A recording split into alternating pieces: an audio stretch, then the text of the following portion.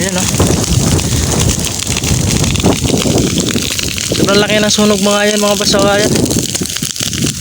Ayan at pinapatay yung apoy para hindi na kumalat na marami. Ayan yung barangay namin at dami siguro apo dun.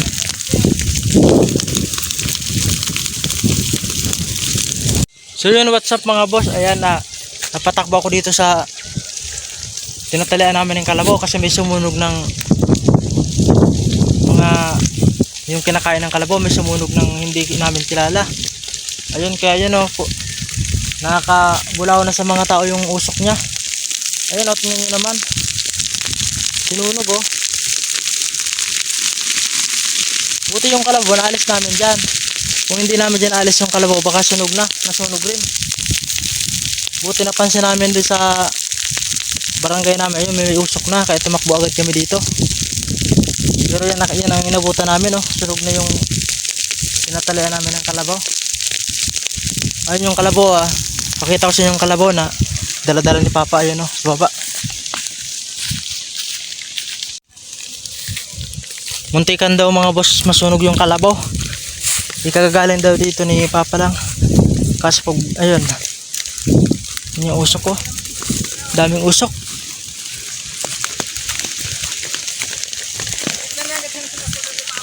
Ayun yung kalabaw mga boss, oh, muntika na.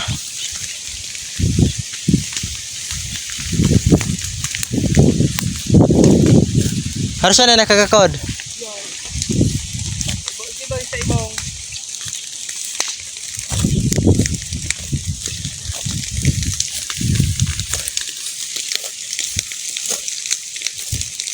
Kung nadarang sa ang karabaw. Hindi ako mag dumampaan ng kasulunan.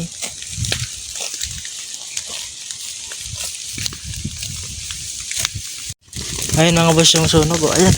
Tingnan naman ang apoy.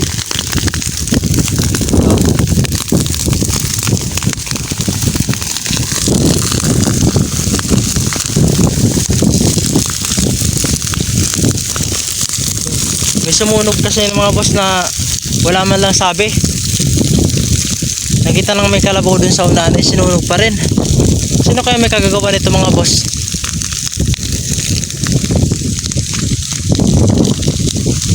Ayun o.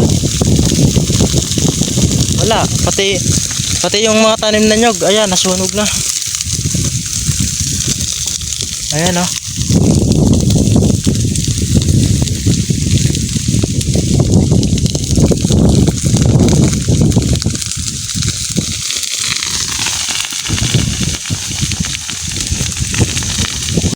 Yung mga tao tuloy dun sa barangay namin, ayun, alisa na ng mga nakasampay na damit. Kasi yun, maraming tumatalsik na mga abo galing dito sa mga nasusunog, nagugon. Ayan, malaking perwisyo to dun sa mga tao. Kung sino man tong nanunog dito nang wala man lang kasabi-sabi. Buti tumakbo yung papa ko dito kasi yung kalabaw daw ay baka masunog. Gawa nung nakita namin yung langit, ayan, maraming tumatalisik na abo. Pagpunta namin dito sa tinatalian namin ng kalabaw, yan ang nakita namin, oh. Nasunog na yung lahat na nanditong damo, saka yung tanim na nyog, nasunog na. Ayan, maraming ibon, oh. Tingnan nyo naman yung itsura, oh. Halos ubos talaga. Wala na tuloy makain yung kalabaw. Buti sana kung tutubo agad yan. Kung sino man yung sumunog nito, ayan, magsisi na kayo. Kasi maraming naperwisyo. Yung mga tanim dun sa unan, ayun, nasunog din.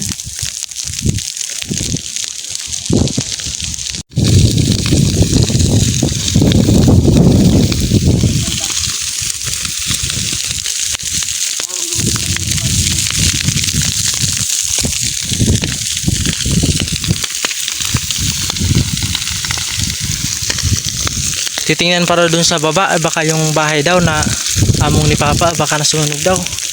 Kaya titingnan dun. Ayun mga boss, oh, papunta na dun sa may tanim na mga kamuting kahoy yung sunog. Ayan o, tingnan nyo naman kung gaano yung lakas yung apoy. Ayan, na-try namin na lapitan.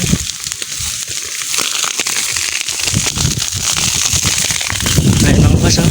Punta rin dito. Ah.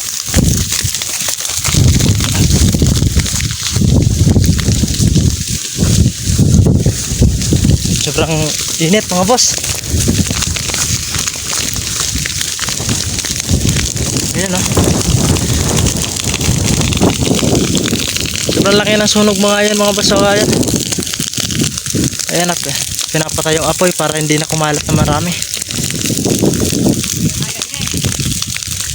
Ayan yung barangay namin at dami siguro apo dun.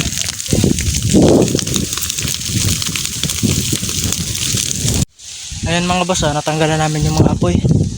Ayan, medyo hupa-hupa na. Ayan, nakarating na siya dito. Buti na lang napigilan namin. Ayan, kasi kung pumunta yan dito, may masusunog na bahay din sa unahan. Gawa ng lakas ng apoy, saka yung mga gugun dito. Ayan. Ayan, medyo hupa na siya mga boss.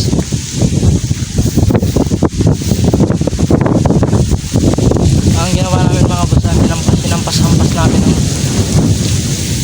yung dahon ng nyug para matigil yung apoy. Ayan na, kaya na ayan na wala na yung apoy.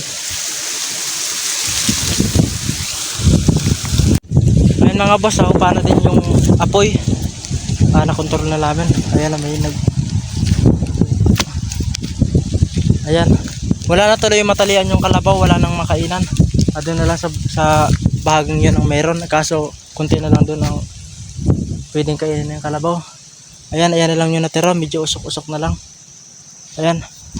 Kung nakarating yun dito mga boss, siguradong ubos to hanggang doon mga bahay doon. Abot siguro ng kalayo. Yung apoy. Abot siguro kasi yan, tingnan nyo naman yung damo dito, sobrang tataas. Ayan, nabuti na lang, tinulungan namin ni Papa na maalis yung apoy at hinampas-hampas namin ng mga pwedeng ihampas, kung ano man mahawakan para matigil yung kasi yung mga tinanim doon kawawa naman kasi may tinanim doon. Mga tao kasi dito, ayan, nanununog ng hindi naman sa kanilang lupa, kaya yung nagbabantay na apektuhan. So yun lang mga boss, ayan, uwi na din ako kasi yun. Sumikit yung mukha ko kasi nakaabot ko ng apoy. Ayan mga boss, ayan lang. Ako nakaabot ka dito sa video na to. Ayan, pa-like and share naman po mga boss. Ayan, maraming salamat po. Bye bye.